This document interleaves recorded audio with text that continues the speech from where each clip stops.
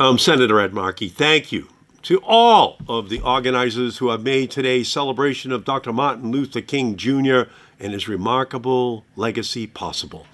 We gather today not to simply remember Dr. King, but to rededicate ourselves to the unfinished work he left in our hands. Dr. King understood that real change doesn't come from comfort. It doesn't come from complacency. It comes from bold courage and from a willingness to confront injustice head on. And that courage lives in this room. It lives in the organizers who refuse to let injustice go unnamed, in the educators who teach truth in a time of erasure, in the advocates, faith leaders, workers, and young people who show up to do the necessary hard work of bending the arc of our nation towards justice. That work matters, especially right now, especially in the era of Trump. Dr. King warned us about this moment. He warned us that injustice does not always announce itself loudly. Sometimes it wears a suit. Sometimes it signs an executive order. Sometimes it hides behind a mask in the language of law and order while inflicting chaos and violence on the most vulnerable amongst us.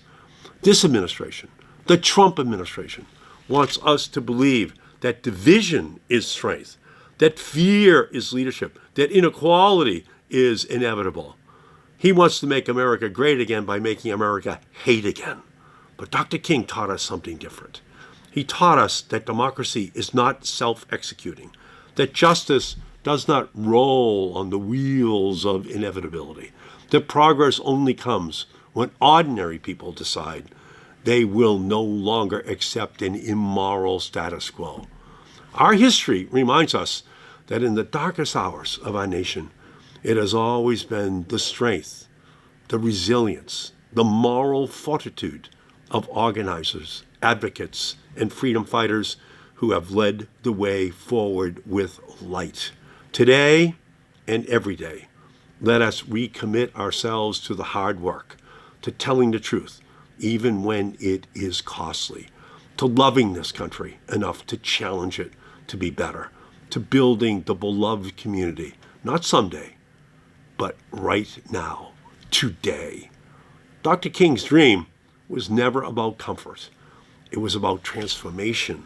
That work, unfinished, urgent, and necessary, belongs to all of us. Now, more than ever, it is an honor to do this work alongside you as your friend, your ally, your partner in the United States Senate. Thank you for what you do every single day.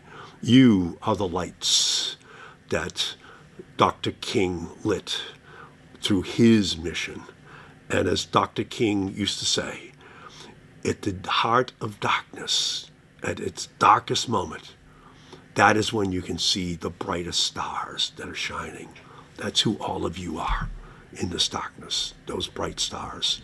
And we are going to light up this country this year so that everyone knows that they must reject that inhumanity, that injustice that is being imposed upon our country from its highest pedestal, the Oval Office of the United States. Thank you.